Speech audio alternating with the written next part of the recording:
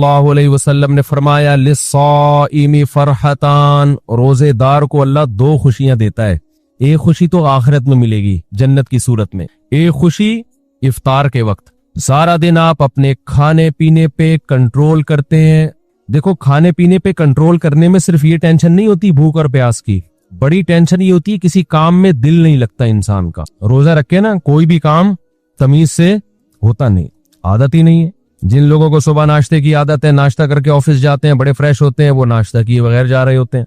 जिन लोगों को आदत है शाम को सुट्टा लगाने की, चाय व पीने की, वो बगैर चाय के, तो जबान खुश्क और वो आहिस्ता आहिस्ता।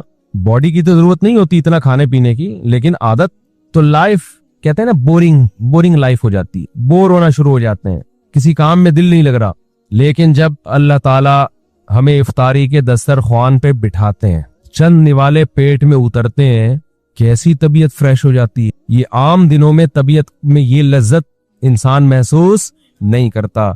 तो अल्लाह ने क्या फरमाया, नबी ने क्या फरमाया कि एक रोजेदार को जो खुशी मिलेगी वो आखिरत में मिलेगी, और एक खुशी दस्तरखान पे जब वो इफ्तार करता है वो भी बड़ी मजे की खुशी होती है।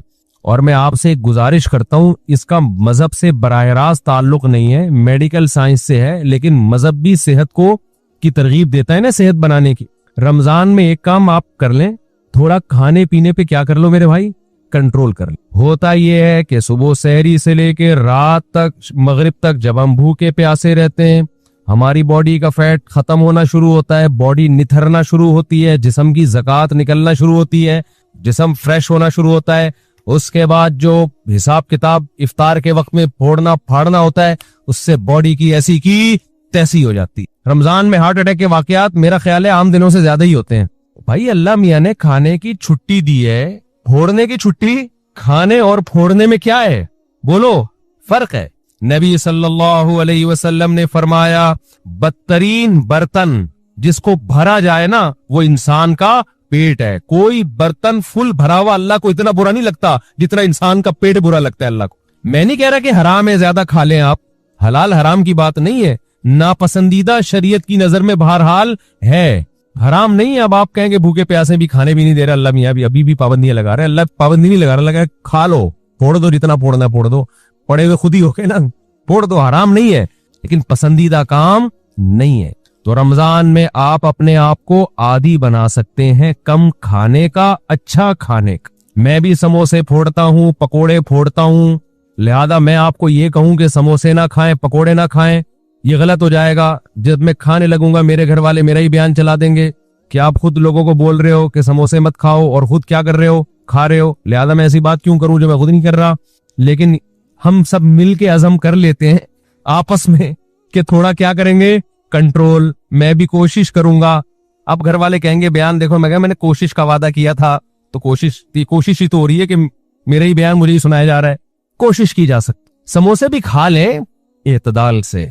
मैंने बहुत देखा है लोगों को इफ्तारी में बहुत ज्यादा फोड़ते हैं, मसाइल खड़े हो जाएंगे आपके लिए। शरबत पे शरबत पिए जा रहे हैं, चीनी के ना पिए जा रहे हैं, कोल्ड ड्रिंक पे कोल्ड ड्रिंक पिए जा रहे हैं। अच्छा, कमाल की बात यह कि इफ्तारी में तबीयत से फोड़ते हैं, फिर नमाज के बाद आके खाना खाते हैं।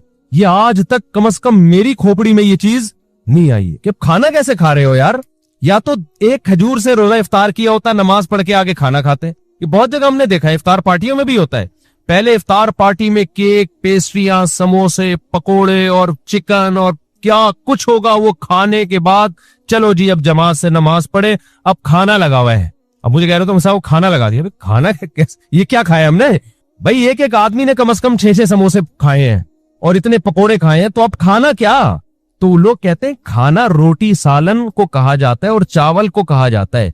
ये जो हमने खाया है खाने से पहले, जो नमाज से पहले इफ्तारी में, ये रोटी सालन नहीं था।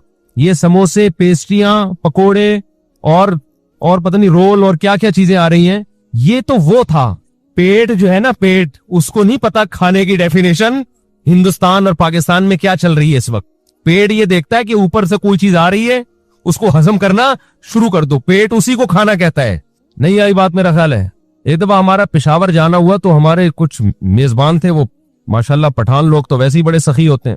उन्होंने क्या किया, मेरे लिए ना देसी मुर्गियों की वो लाके रख दी, देसी मुर्गियां ना रोस्ट, बड़ी जबरदस्त थी वो, राने उसकी भुनी हुई, हमने फोड़ ली। वो माशाल्लाह बड़े हैवी खाना था तो मैंने अच्छी तरह तबीयत से खा लिया, बड़ा मजा आया। मैं तो कहा हो गया खाना भाई, इतनी देर में अब खाना आ रहा है। अब मैं मुझ पे ना, क्योंकि वो फिर खिलाते भी जबरदस्ती हैं, मुझ पे राशा तारी हो गया। मैंने कहा अल्लाह खैर करे अब क्या होगा। उन्होंने कहा वो सब खाना। मैंने कहा भाई हमारे अंदर तो ताकत नहीं है। उन्होंने कहा तुम्हारे बाप को भी खाना पड़ेगा। उनका ये अल्फाज नहीं थे, लेकिन स्टाइल इसी किस्म का था। वहां ऐसा नहीं हो सकता कि खाना है और आप नहीं खाओ। फिर हमने खाया, थोड़ा सा खाया। तो इफ्तारी में क्या कर रहे होते हो भाई, तो आप बेहतरीन आप तजर्बा करके देख लो मेरे मशवरे पर। इफ्तारी में शरबत ना पियो आप, मैं आपको बता रहा हूं आपका दिमाग ऐसा फ्रेश हो जाएगा ना, आप कहोगे वाह मजा आ गया भाई। अक्सर आपने देखा होगा इफ्तारी करते ही लोग टुन हो जाते हैं, देखा होगा ना, मगरिब के बाद घर जाते हैं बिस्तर से उठा ही नहीं जाता। फिर तरावी में ऐसे झूम रहे होते हैं जैसे जिन पर लगता है किसी ने कोई कब्र से मुर्दा उखाड़ के लाके यहाँ खड़ा कर दिया है। ये हालत होती है। आपको जो नींद आती है ना, मीठा खाने से आती है, खूब समझ लें, कार्ब लेने से आती है। आप अपनी खुराक में कार्बोहाइड्रेट को कम कर दें, आप फ्रेश भी होंगे, नींद भी नहीं आएगी, जिस्म को ताकत पूरी मिलेगी। आप इफ्तारी में तजर्बा करके देख लें, मीठे में सिर्फ खजूर खाएं आप इफ्तारी में, उससे नींद नहीं आएगी। खजूर में कोई अलग टाइप का मीठा होता है। आपने इफ्तारी में शरबत नहीं पीना, आपने इफ्तारी में रोटी चावल नहीं खाने, थोड़े से खा लें आप, ज्यादा नहीं खाएं। खजूर को फोकस करें आप, जो चने की चाट वगैरह है ना उसको फोकस करें, वो खाएं, पेट भी भर जाएगा आपका। सफेद चना नहीं आता और काला चना, इसकी कोई मजे की चाट या लोबिया की चाट बना के वो फोड़ दें आप, पेट भी भरेगा आपका। लेमन पी लें, लेमन, लीमू का थोड़ा सा, बेशक थोड़ी बहुत चीनी डाल, वो बगैर वो उसके पिया नहीं जाता, शहद डाल दें उसमें तो ज्यादा अच्छा है, वो पी लें आप अपने खर्चे पे। ये सारे काम अपने खर्चे पे करने, ऐसा ना मुझे फोन कर रहे हो हमने आप इतना कुछ इंतजाम कर लिया है पैसे भिजवा दें। तो खजूरें फोड़ दें आप इफ्तारी में, और चाट वाट से पेट भर लें आप, ये चने की चाट वगैरह से ना, दही बड़े वगैरह से, इससे पेट भर लें आप, तो आपको नींद नहीं आएगी, आप फ्रेश हो जाओगे, ताकत भी पूरी मिलेगी आपको। और ये जो इफ्तारी करके टुन टुन से घूम रहे होते हैं ना, और तरावी में भी इधर उधर झूम रहे होते हैं, ये कैफियत आपकी नहीं हो। तो इस रमजान में कोशिश कर लें रोटी चावल थोड़ा कम कर दें, मीठी चीजें थोड़ा कम कर दें। हाँ, मीठे में खजूर खा लें आप, उससे इंशाल्लाह कुछ नहीं होगा, बल्कि फायदा ही होगा। तो ये थोड़ा सा इस दफा हमारे मशवरे पे आप कंट्रोल करके देखें, मजा ना आए पैसे वापस। तो आपको लगेगा आपकी निगाहें रोशन हो गई हैं, दिमाग फ्रेश हो गया है, आपका हाफजा और अच्छा हो गया। मैंने तजर्बा किया, मैं हवाई बातें नहीं कर रहा। रोजा रखो और रोटी चावल जरा कम खाओ इफ्तारी में और सहरी में भी, आप ऐसा निथरना शुरू हो जाओगे, ऐसी आंखों में बिनाई आपकी तेज हो जाएगी और ऐसी फ्रेश हो जाओगे कि हटो बच्चों हो जाएगा बस। और क्या कहूं मैं, वो एक मौलवी साहब तकरीर कर रहे थे ना, नहीं वो नींद की तकरीर सुना रहा मैं आप, तो वक्त भी पूरा हो गया है।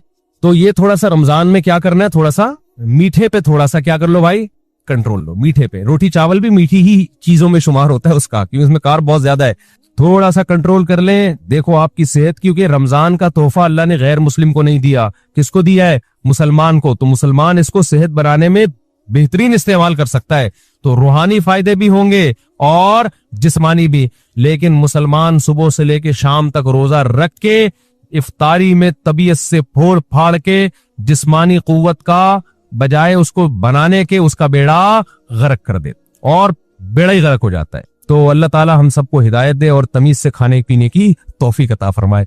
एक तो ऐलान सुन लें कि मेरे शेख हजरत मुफ्ती अब्दुल रहीम साहब, जिनसे मैं बैत हूँ, उनका एक यूट्यूब चैनल बन गया मुफ्ती अब्दुल रहीम के नाम से, तो आप लोग उसको सब्सक्राइब करें। बहुत बड़े बुजुर्ग हैं, बहुत तजर्बा है उनका, तकवा, इल्म, अहलुल्लाह की सोहबत, वो तो जब आप उनके बयानात सुनेंगे तो आपको अंदाजा होगा। तो बाज़ दफ़ा इंसान के पास इल्म बहुत होता है, तजर्बा नहीं होता, तो वो भी बाज़ दफ़ा लोगों को गुमराह कर देता है। बाज़ दफ़ा तजर्बे ही होते हैं, इल्म नहीं होता। बाज़ दफ़ा दोनों चीज़ें होती हैं, तकवा नहीं होता, अल्लाह का खौफ नहीं होता। बाज़ दफ़ा तीनों चीज़ें होती हैं, हिकमत नहीं होती जो अहलुल्लाह के सोबत से इंसान को हासिल होती है। तो उनमें अल्हम्दुलिल्लाह ये चारों सिफात हैं, तभी हमने उनको अपना शेख बनाया है। तो इसलिए उनका सुन लिया करें, बहुत फ़ायदा होगा इंशाअल्लाह। और जब कोई इंसान में कोई बड़ी सलाहियत होती है ना, काम अल्लाह बहुत लेते हैं, तो उसके खिलाफ प्रोपेगेंडा भी बहुत होता है। हमारे मुल्क में पॉजिटिव वे में काम करना दुनिया का मुश्किल तरीन काम है। कोई शख्स मिंबर पे बैठ के उल्टी उल्टी फेंकना शुरू करे ना, तो लोग उसको पसंद करते हैं। जबरदस्त खानदानी मुखालफतें करता रहे, वो ऐसा वो ऐसा वो ऐसा, फौज ऐसी, इमरान खान ऐसा, मुस्लिम लीग ऐसी, हर एक में बुराइयां भी होती हैं, अच्छाइयां भी होती है। लेकिन जो नेगेटिव बातें करेगा ना, सियासतदानों के कीड़े निकालना शुरू करेगा, उनको गालियां देना शुरू करेगा, हुक्मरानों को बुरा भला कहना शुरू करेगा, अच्छी चीज में भी बुरा भला कह रहा होगा, हर चीज में नेगेटिव बात जो करता है उसका मंजन हमारे यहाँ बहुत जल्दी बिकता है। लेकिन जो काम के लोग होते हैं ना, जिनको तब्दीली लानी है, वो ये देखते हैं कि मनफी बात बयान करने का, चाहे वो सही भी हो, फायदा है या नहीं है। इसकी मिसाल ऐसे देखो, एक औरत का मियाँ जो है वो नालायक है, बाहर उसका चक्कर चल रहा है, कहीं बहुत गलत काम कर रहा है ना ये। अब आपको चाहिए कि आप उसको जाके बताओ, यार तुम बाहर की औरतों से गलत कर रहे हो, ये तुम्हारा घर खराब होगा, बुरी बात है, इंसान के बच्चे बन जाओ। तो ये इसकी अलामत होगी आप पॉजिटिव वे में काम कर रहे हो। एक तरीके ये मिंबर पे आके बैठो आप और बोलो वो फला जो है ना वो बंदा गलत है, मैं उसकी बेगम को कह रहा हूँ कि वो बंदा गलत कर रहा है, उसकी बेगम तक मेरा ये पैगाम जाके पहुंचा दो। या उसकी बीवी को जाके बता रहा है तुम्हारा मियाँ ये कुछ कर रहा है। इसका मतलब ये आदमी सोसाइटी में कोई पॉजिटिव तब्दीली नहीं चाहता, बस इसको हक बयानी का शौक है। हक बयानी का क्या है? शौक है बेमौका। अब जाके उसकी बेगम को बताने की क्या जरूरत थी? यार लड़वा रहे हो मियाँ बीवी में, तलाकें दिलवा रहे हो, इससे क्या वो चक्कर छोड़ देगा? आप खुद समझाओ, उसके बाप को बताओ। इस तरह औरत को शौहर के खिलाफ, शौहर को औरत के खिलाफ, बाप को बेटे के खिलाफ, बेटे को बाप के खिलाफ।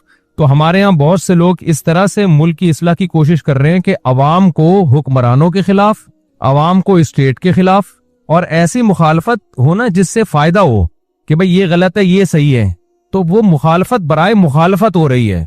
उसके नतीजे में रियासत का बेड़ा गर्क होने वाला है, जो हालात चल रहे हैं। तो पॉजिटिव वे में काम करने वाले लोग मैंने अपनी जिंदगी में बहुत थोड़े देखे हैं। चंद हैं बड़े बड़े उलमाए अल्हम्दुलिल्लाह जो बड़े पॉजिटिव वे में काम कर रहे हैं, लेकिन आप यूट्यूब पे देखो कि उनकी मकबूलियत नहीं है। लोग सुनना ही नहीं चाहते, लोग नेगेटिव बातें सुनने के आदी हो गए हैं। हर अच्छे काम की गलत तौजीह पेश करना और हर गलत काम के, जो आपका लीडर जो अच्छा कर रहा है उसको गलत कहना, यानी जो गलत कर रहा है उसको अच्छा कहना, और दूसरे का लीडर जो अच्छा भी कर रहा है उसको भी गलत कहना। ये पॉलिसी चल रही है हमारे यहाँ। तो हजरत मुफ्ती अब्दुल रहीम साहब जो मेरे शेख और मुर्शिद हैं, वो उन लोगों में से हैं जो अल्हम्दुलिल्लाह पॉजिटिव वे में काम कर रहे हैं, और बहुत बड़े बड़े काम वो कर चुके हैं जिसका पब्लिक को पता ही नहीं है, क्योंकि उनको नाम का भी शौक नहीं है।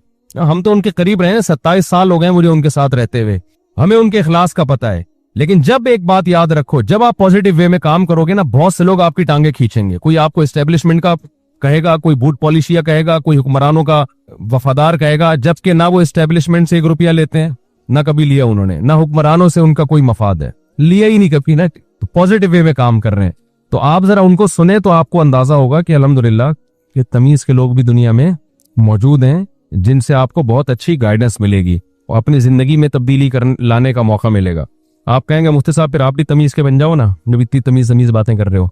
हम जैसे हमको वैसे ही रहने दो भाई, हम बदतमीज ही अच्छे हैं। हम क्या है? बदतमीज ही अच्छे हैं। अच्छा भाई मुफ्ती साहब होली मनाना कैसा है? इंतहाई दर्जे की बदतमीजी है। अभी तमीज पे बात चल रही है ना। हिंदू मनाए, आप ना मनाओ भाई। अगर हिंदू होली मनाते हैं तो क्या उन्हें रोकना चाहिए? और मुसलमानों के लिए मजहबी रवादारी की नीयत से होली में शिरकत करना कैसा है? देखो उनको तो मत रोको, उनका मजहबी त्यौहार है, उनको क्यों रोक रहे हो भाई? वो हिंदू है, वो मुसलमान थोड़ी है। बाकी आप ना मनाओ। बाकी मजहबी रवादारी के लिए, मजहबी रवादारी में ये है कि उनको करने दो, बस इतनी रवादारी काफी अफोर्डेबल है। अब शराब कोई शख्स पी रहा है तो पी रहा है ना, वो पी रहा है, आप उसको ना रोको। ये तो नहीं कि उसके साथ जाके पीना शुरू कर दो भाई, वो ठीक है रवादारी है यार, छोड़ो यार, उसका मसला है, हमारा क्या मसला है। तो लेकिन मैं नहीं कह रहा कि होली पीना शराब जैसा है, लेकिन हमारे मजहब में तो हराम है ना दूसरे मजहबी त्योहारों पर अमल करना। तो अब वो कर रहे हैं, उनको करने दो, उनको ना छेड़ो, लेकिन आपके लिए उसमें शिरकत जायज नहीं है। लोग कहते हैं कि भाई हिंदू भी तो हमारे त्योहारों में शरीक होते हैं हमारे साथ। भाई उनके मजहब ने उनको नहीं रोका हमारे त्योहारों में शिरकत से, हमारे मजहब ने हमको रोका है। ये अगर ब्रॉड माइंडेड बनना शुरू हुए ना तो इसकी कोई ब्रेकें नहीं है। फिर आगे यूरोप में जाओगे, अमेरिका में जाओगे, वो इससे हिंदुओं से 2 हाथ आगे हैं, बहुत सारी चीजें उनके यहाँ लीगल हैं। वो कहते हैं यार ये सब सेट है। तो आप कब तक ब्रॉड माइंडेड बनोगे? तो अपना मजहब जो इस्लाम ने दिया है आपको, और इस्लाम ने कहा है वमन यब्तगी गैरल इस्लामी दीनन, अल्लाह की नजर में सिर्फ इस्लाम ही है। तो जब आपका ये दावा है तो हम उससे बाहर नहीं निकल सकते। बाकी हम तशद्दुद के कायल नहीं है, रवादारी के कायल हैं। हिंदुओं को खिलाएं पिलाएं, हदिये दें, तोहफे दें। मजहबी त्यौहार में ना क्रिसमस में ईसाइयों के साथ शरीक होने की इजाजत है, और ना होली में हिंदुओं के साथ शरीक होने की इजाजत। बाकी उनके आप अच्छी तरह से मिले उनको। कल गुसल करते भी गुमान होता रहता कहीं से कोई जगह खुश न रह गई हो। मेरा दिल चाहता है इनको पकड़ के ना ऐसे वहमियों को चित्रौल लगाऊं, ये मुझे पागल बना देंगे। ये जो वहमी लोग हैं ना, इनके फोनों को मैंने वहमी नंबर 35 तक महफूज किया हुआ है। और इनके साथ ज्यादा आपको पता है, नफ्सियाती डॉक्टर उमूमन मरीजों की काउंसलिंग करते करते थोड़े दिनों में खुद नफ्सियाती हो जाते हैं। ये मुझे किसी डॉक्टर ने ही बताया, वो फिर अपना इलाज किसी बड़े डॉक्टर से कर रहा होगा।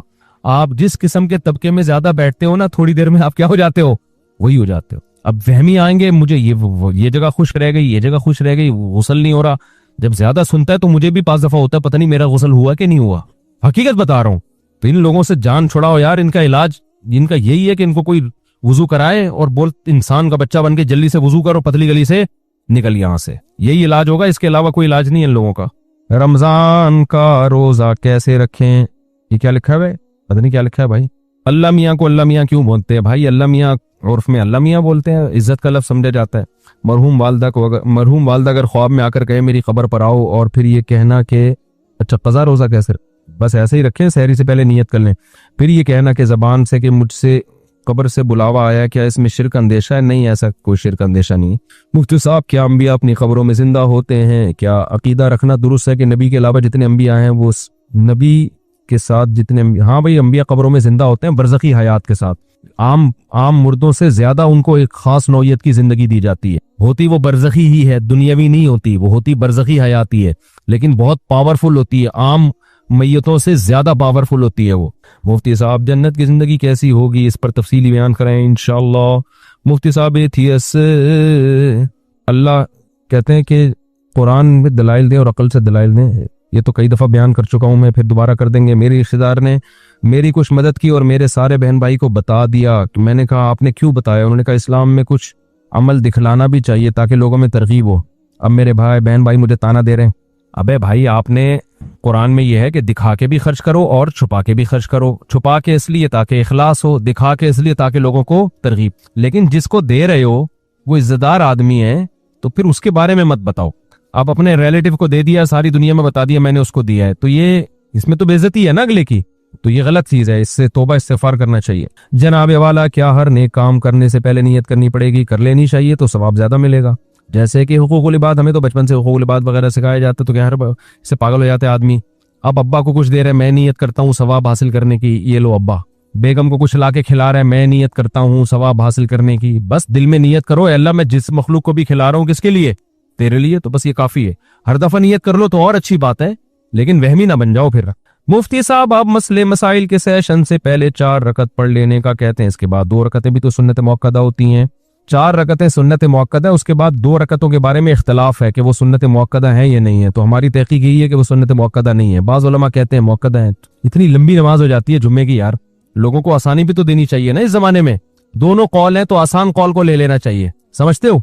पढ़ ले तो अच्छी बात है, ना पढ़े तो भी ठीक है। मेरे लिए दुआए खैर फरमा दीजिए, दिल से दुआ, अल्लाह ताला आपको दुनिया और आखिरत भलाई दे। अलिया ने सलाम भेजा, दिल से दुआ जी, अलैकुम अलैहिस्सलाम, दिल से दुआ आप दोनों के लिए। यूरोप के कानून के मुताबिक तलाक या खुला की सूरत में आधी जायदाद देनी पड़ती है। शरीयत के मुताबिक अगर माल औरत का हो तो मर्द को क्या हुक्म है? जबकि इसने खुला की शर्त यह लगाई है कि जायदाद मिलेगी तो तलाक दूंगा। ये शर्त सही नहीं है। मर्द ने जब तलाक दे दी तो सिर्फ मेहर देना पड़ता है और इद्दत का नान नफका देना पड़ता है, और औरत ने अगर तलाक ली है तो उसको मेहर वापस करना पड़ता है, जायदादें देनी नहीं पड़ती। समझते हो? तो तलाक की सूरत में तो यूरोप में कानून है कि आधी जायदाद औरत की मर्द को दे दी जाए या मर्द की औरत को, ये गैर शरई कानून है, तो मर्द के लिए वो लेना हलाल नहीं है। अगर कानून ने फैसला कर दिया कि औरत की आधी जायदाद मर्द को दी जाएगी तो मर्द पर लाजिम है कि वो वापस कर दे। कानून ने फैसला कर दिया कि आधी जायदाद औरत को दे दो तो औरत पर लाजिम है कि वो वापस कर दे। समझते हो कि नहीं समझते? उनका कानून है, वो अपने हिसाब से चलेंगे, हम किसके हिसाब से चलेंगे? क्योंकि अल्लाह का कानून पहले मौजूद है हमारे सामने। अच्छा भाई मुफ्ती साहब, आपने सूरह बकरा की तफसीर बयान करते हुए कहा था कि बगैर इल्म इरादे के कुफरी या जुमला कहने पर गुनाह नहीं, फिर निकाह की तजदीद भी। बाज दफा लोगों को पता नहीं होता है, ऐसी गलती से मुंह से कुछ निकल जाता है, फौरन लोग फतवा लगा देते हैं। शलवार पैंट को टखनों से नीचे करने नमाज पढ़ने से नमाज पर क्या असर होता है? नमाज कबूल नहीं होती, हदीस में मुमानात है। इन्नल्लाह ला यक़बलु सलाता रजुलिन मुस्बिलिन इज़ारहु। कोई भी चीज जो नीचे आ रही हो ना, तो आप उसको टखनों से नीचे नहीं ले जा सकते, उसको ऊपर रखना जरूरी होगा। और किसी ने भाई कोई सवाल पूछना हो यहाँ से, सैयद को ज़कात नहीं दी जा सकती। हाँ, बीवी सैयद नहीं है तो बीवी को दे सकते हैं, अगर सोना नहीं है उसके पास। शौहर सैयद है तो उससे बीवी सैयद नहीं बन जाती। बीवी अगर गरीब है तो उसको ज़कात दी जा सकती है, सैयद को नहीं दे सकते। और किसी ने कोई सवाल पूछना हो, बाद में सहरी में उठ लें और नियत कर लें कि रमजान का कज़ा रोजा रख रहा हूँ। आप क्या पूछ रहे हैं भाई? हाँ, इस्लामी बैंक में ठीक है। अब मुझे पता नहीं कौन ये काम कर रहा है, बाज लोग सही कर रहे होते हैं बात जी। अब मुझे हर बैंक का पता नहीं है कि वो शरीयत को फॉलो कर भी रहे हैं कि नहीं कर रहे हैं। हाँ, वहां भी जायज है। हाँ, जायज है भाई। ये बड़ा मसला है, गैर इस्लामी मुल्कों में जाके बस जाना उसके लिए जायज है जो अपने और अपनी औलाद के दीन की हिफाजत कर सके, उसके लिए जायज है। जो हिफाजत ना कर सके उसके लिए जायज नहीं। बाज लोग यहाँ खराब थे वहां जाके सही हो गए, लेकिन बाज यहाँ सही थे वहां जाके खराब। तो ये जनरली कोई एक, यानी ऐसा नहीं है कि हर एक पे वो अप्लाई हो सके। एक कायदा बयान किया जाता है कि जो अपने दीन की हिफाजत कर सकता है उसके लिए जाना जायज है। लेकिन रोज बरोज ना वहां के हालात खराब से खराब तर होते चले जा रहे हैं, क्योंकि स्कूलों में होमोसेक्सुअलिटी बाकायदा पढ़ाई जा रही है, तरगीबें दी जा रही हैं। ऐसे कवानीन बन रहे हैं कि बच्चे को कहा जा रहा है कि तुम ही हो या शी, ये तुमने अभी फैसला नहीं करना, ये तुम बड़े होकर फैसला करोगे। तो आप बताओ रह गया फिर यार। तो आपके बच्चा वो खुद कंफ्यूज होगा, मैं पता नहीं क्या हूं। हमारे तो पैदा होता ही खतने हो जाती है उसकी, 2 बकरे कट जाते हैं, हमने स्टैंप लगा दी कि ही है। लड़की पैदा हुई, 1 बकरा कटा और स्टैंप लग गई कि ये क्या है, शी है, कयामत तक के लिए ये शी रहेगी। उनके यहाँ भी ये है कि ये आपका राइट है कि आप खुद फैसला करें कि आप ही हैं या शी। अगर आपने कहा कि पैदा ही हुए थे, आपने कहा मैं शी हूं तो शी है, बाद में आपको ख्याल नहीं है शी वाला सही नहीं है, वो ही वाला ही ठीक है, तो चलो ही बन जाओ। फिर ख्याल हुआ कि यार वो शी ठीक था तो शी बन जाओ। तो कंफ्यूजन ही है। मियाँ बीवी में जो मियाँ था वो बीवी बन जाएगा, बीवी मियाँ बन जाएगी। उन्होंने कहा नहीं, अब हम मियाँ मियाँ बीवी खेलते हैं। तुम मियाँ मैं बीवी, जैसे बच्चे नहीं बच्चियां खेल रही होती, तो अब तुम मियाँ थे मैं बीवी थी, तो अब हमने इस तरह से लाइफ को एंजॉय किया। अब ऐसा करो, मैं मियाँ तुम क्या हो, तुम बीवी। वो कहते चलो ठीक है, एक टीके की देर है। एक मैंने भी बयान किया ना, तो उस पे एक लिबरल आंटी बहुत गुस्से में, उन्होंने कहा यार कोई मर्द और औरत का फर्क नहीं है, एक टीका लगाओ आदमी औरत बन जाता है, औरत आदमी। मेरे बयान पे एतराज किया हुआ था उन्होंने। तो मुझे ख्याल उनसे बोलो टीका लगाए बगैर क्यों नहीं बनता, वो टीका क्यों लगाना जरूरी है। तो अब तो एक टीके के फासले पर है, जो बनना है आप एक टीका लगाएं बन जाए। ऑपरेशन होता है छोटा मोटा सा। तो अब ये आप अगर आप चाहते हो कि ये आपकी औलाद में ये चीजें जाएं तो ठीक है भाई, नहीं तो इसी गुर्बत और महंगाई में क्या करो मेरे भाई, गुजारा करो। महंगाई है, गुर्बत है, लेकिन जो ही है वो ही है, जो शी है वो क्या है, शी है। ये बहुत बड़ी अल्लाह की नेमत है, अल्हम्दुलिल्लाह। आप दामाद के बारे में कंफ्यूज नहीं है, वरना दामाद के बारे में लोग कंफ्यूज है वहां पे, पता नहीं मेरी बहू है कि कम वक्त दामाद है, क्या है ये। आपकी बेटी रुखसत होके जा रही है किसी घर में, आपको ये नहीं पता कि ये घर दामाद बनने जा रही है या बहू बनने जा रही है। ये तो इतनी कंफ्यूजन पैदा हो, इसको कहते हैं ब्रॉड माइंड। हम क्या है, आजाद ख्याल लोग हैं। तो उनके यहाँ ये होगा भाई, हम लोग के यहाँ ऐसा नहीं होता। हम लोग के यहाँ बेटियां रुखसत होके जाती हैं और वो बहू बनती हैं और दामाद मिलते हैं जो पूरे ही होते हैं। कोई कंफ्यूजन अल्हम्दुलिल्लाह इसमें हमें नहीं होती। ख्वाजा सिरा होते हैं, वो पाकिस्तान में टोटल 4000 ख्वाजा सिरा हैं जो सच्ची मुच्ची के हैं, जो कुदरत की तरफ से हैं। करोड़ों की आबादी में सिर्फ कितने हैं, 4000, बाकी सारे बने हुए हैं। जब इनको पकड़ा जाए ना तो पता चलेगा पूरे आदमी है ये पैसा कमाने के लिए बने हुए होते हैं। वरना जो कुदरती तौर पे जो ख्वाजा सिरा पैदा होते हैं ना, उनका रेशो 0.1% भी मेरा ख्याल है बहुत कम है उनका रेशो। और वो भी इस्लाम में ख्वाजा सिरा कुछ नहीं होता। अगर मर्दाना अलामतें ज्यादा हैं तो वो आदमी है, औरत वाली अलामतें ज्यादा है तो क्या है, वो औरत है। उसके पूरे औरत वाले हुकूक हैं, विरासत, और ये तो माँ बाप जुल्म करते हैं। कोई ख्वाजा सिरा पैदा होता है तो उसको हवाले कर देते हैं। इस्लाम में हुक्म ये है कि उसमें अगर औरत वाली अलामतें ज्यादा हैं तो बेटियों की तरह पालो उसको, मर्दों वाली अलामतें ज्यादा हैं तो बेटों की तरह पालो उसको। और अब तो मेडिकल साइंस ने और आसान कर दिया, औरतें वाली अलामतें हैं तो ऑपरेशन करके पूरा औरत बना दो उसको, मर्दों वाली अलामतें हैं तो ऑपरेट करके पूरा आदमी बना दो। अब तो वो मसला भी खत्म हो गया। लेकिन अब आप देखो अल्लाह की कुदरत है, किधर को सोसाइटी जा रही है हमारी। तो आप ठीक है जाओ लिबरल माहौल में रहो, लेकिन फिर ये कंफ्यूजन बहुत पैदा होगी बच्चों के बारे में। हकीके में बड़े मसले खड़े हो जाएंगे, क्या करें, 2 कांटे कम बगत एक कांटे। ऐसा लो 2 कांटे बड़े होकर उसने कहा मैं तो शी हूं, आप कहें एक के पैसे जाया करा दिए, पैसे निकाल, हमने तेरे एक ही में 2 बकरे काटे थे। तो बड़े मसाइल पैदा हो रहे हैं। तो जिन लोगों को ये खतरा है कि वहां ये मसाइल से वो नहीं निकल सकते तो उनके लिए ठीक नहीं है। जो ये समझते हैं कि निकल जाएंगे हम इन मसाइल से, तो रह लें वहां जाके। मैंने एक लड़की को रिश्ते की मैंने एक लड़की को अल्लाह की रजा के लिए छोड़ दिया क्योंकि हराम है। अब वो लड़की बद्दुआएं दे रही है, क्या वो बद्दुआएं भी लगेंगी? नहीं लगेंगी बद्दुआएं। और देखो इससे बड़ी नेकी कोई नहीं है कि इंसान अपने महबूब को खुदा की खातिर छोड़ दे, असल महबूब की खातिर छोड़ दे। ये बहुत बड़ी कुर्बानी है। तो इस पे अल्लाह आपको इंशाअल्लाह दुनिया में भी बहुत नवाजेगा, आखिरत में भी बहुत नवाजेगा। तो ये जो है ना अल्लाह की खातिर आपने किया, बाकी बद्दुआओं की परवाह मत करो। ये बद्दुआएं, अगर वो कहते हैं ना कौवे की बद्दुआओं से बैल मरते तो कोई भी बैल जिंदा ना रहता। और आप उसको ब्लॉक कर दो, घुन्ने बन के बद्दुआएं ना लो उससे। बाज़ दफा मैसेज देख रहे हैं, देखो कोई नई बद्दुआ तो नहीं आई हुई। तो मकसद होता है कि उस इंजॉय करना ना, थोड़ा देखें महबूब ने क्या भेजा है। वो खुश हो रहा होता है, कितना टेंशन में है भाई, जबरदस्त। तो उसका तरीका ये है कि नसीम मनसिया, ब्लॉक कर दिया नंबर, खत्म। इज्जतदार आदमी बीवी रखता है बस, उसके अलावा उसके पास कोई ऑप्शन नहीं। इसकी फायदा फिर वो अपनी नस्लों में उठाता है। इज्जतदार औलाद मिलती है, गैरतमंद औलाद मिलती है जो उसको मोहब्बत देती है। और जो ठरकी किस्म के लोग होते हैं, सबसे बड़ा नुकसान औलाद। औलाद को पता होता है मेरा बाप 2 नंबर है, वो बाप को बाप वाली इज्जत नहीं देती। समझते हो कि नहीं समझते?